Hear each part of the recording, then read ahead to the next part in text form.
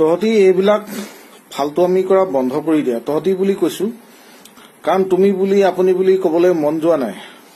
তহঁতি বয়সতো সৰুও হবি। কাৰণ তহঁতি এইবিলাক যিবিলাক প্ৰতিবাদ কৰি আছ, যিবিলাক অশান্তি কৰিছ অসমত, এইবিলাক দুঘূৰ অন্যায় হৈছে। এটা ধৈৰ্যৰ সীমা থাকে।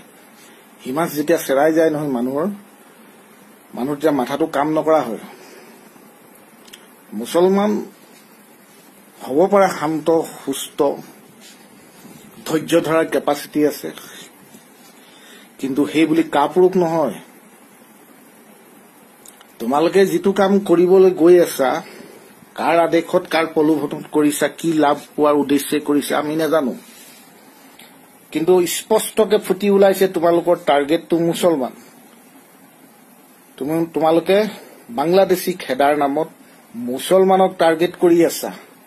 আমাৰ ভাই গাত লাগিছে। হ'ব পাৰো আমি বকতা, শিৱসাগৰ বকতাৰ বাহাদুৰাৰ আমি, কিন্তু আমি ধৰ্মটো হল আমাৰ ইছলাম। শিৱসাগৰ, ডিব্ৰুগড়তেই খিলঞ্জীয়া মুছলমান নাই, গোটেই অসমখনত আছে খিলঞ্জীয়া মুছলমান। যদি বুৰঞ্জী নাজানা, হিষ্ট্ৰী নাজানা, তেতিয়াহ'লে অধ্যয়ন কৰি লোৱা। জানিও অবুজ নহবা, জানিও অন্ধ থাকি নজনা ভাও নধৰিবা। লাভ একো নহয়, লোকচান হব।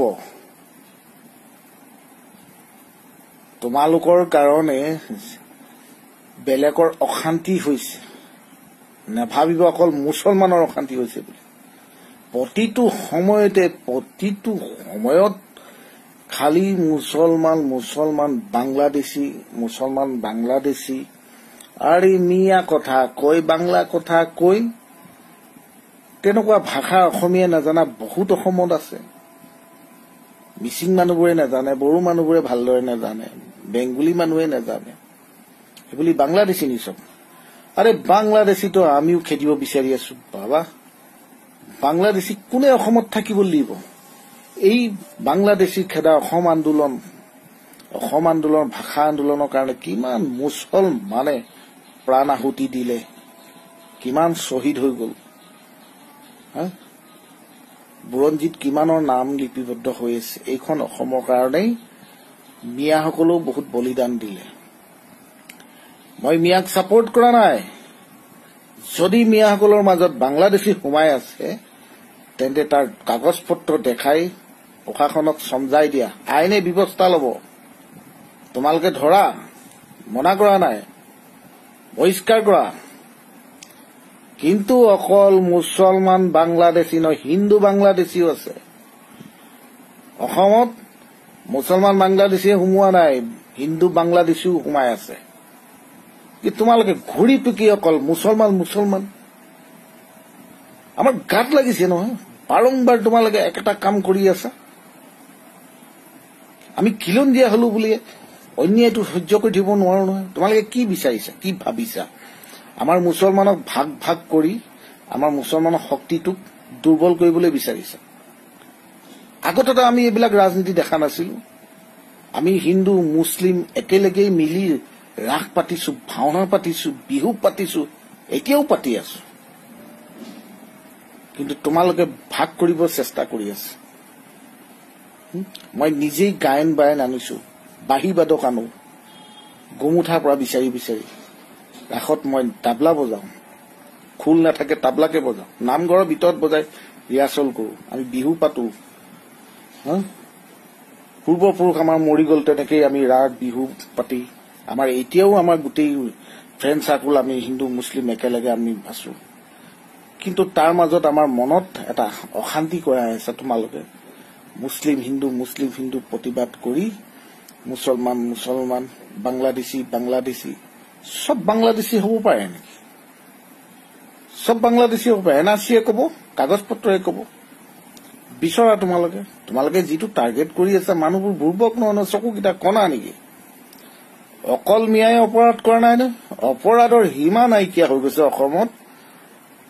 বোৱাৰী ল'ৰা 3-4টা থকা ল'ৰা ছোৱালী মাক কাৰোবাৰ লগত পলাই গৈছে, কোনোবা ভতিজাকৰ লগত পলাই গৈছে, কোনোবা মাকে প্ৰেমৰ কাৰণে ল'ৰাক হত্যা কৰিছে। বিভিন্ন গৰু চুৰ অকল মিয়া আছে নি এই মাজতে ডিব্ৰুগড় আমাৰ ডিব্ৰুজানৰ এটা হিন্দু ল'ৰাক মাৰিলে গৰু চুৰৰ বিভিন্ন ধৰণৰ সব একেলগে মিলি জুলি অপৰাধ কৰে অকল এটা জাতিয়ে কৰি আছে এইটো জাতি দুৰ্বল যে ইয়াকে টাৰ্গেট কৰি থকা আজি লুঙি টুপি নিপিন্ধা হেঁতেন ই আমাৰ নিচিনাকে জেণ্টলমেন লং পেণ্ট চাৰ্ট পিন্ধা তেতিয়া শক্তি আছিলে নি কবলৈ বহুত মুছলমান ল'ৰা ছোৱালী শিক্ষিত আছে মিয়া ল'ৰা ছোৱালী শিক্ষিত আছে ভাল ভাল জবত কাম কৰি আছে নামনি চাইডে যিবিলাক অনুষ্ঠান হয় আমাৰ ইয়াত উজনিত নহয় সব এতিয়া এটা ঠাণ্ডাতে থাকে ভাল লোকগীত বৰগীত এইবিলাক সুধিলে কব নোৱাৰিব জাতীয় সংগীত ভালকে যদি সুধা আমাৰ উজনিৰ ল'ৰা ছোৱালীবিলাকক কব নোৱাৰিব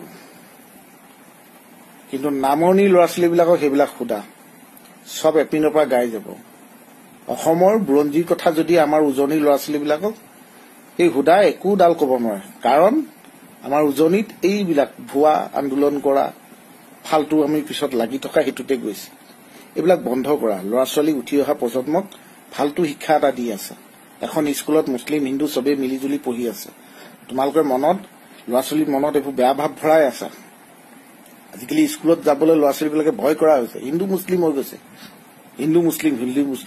হিন্দু মুছলিম নকৰাকে ৰাজনীতি বা সংগঠন কৰিব নোৱাৰা নেকি আমিতো সংগঠনত আছিলো 1994 চন 94 অসমীয়াত কলে বহুত পুৰণা নিচিনা লাগে 94 যুৱ ছাত্ৰ পৰিষদত আছিল প্ৰচাৰ সম্পাদক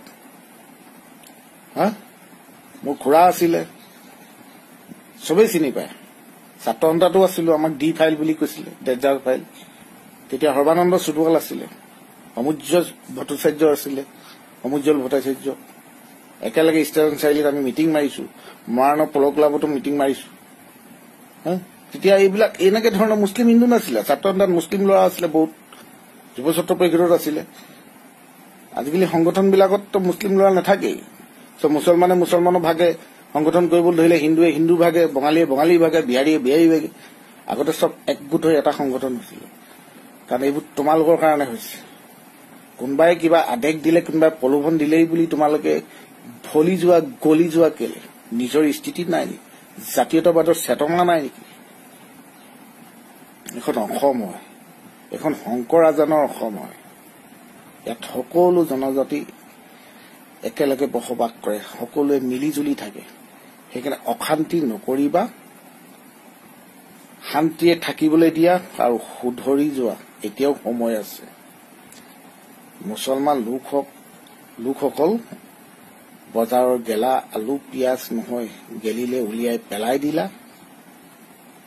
কাপুৰুষো নহয় ইমানেই কলো যদি কওঁতে কিবা ভুল হৈ গৈছে খং উঠিছিলে কলো ক্ষমা কৰি দিবা জয় আই অসম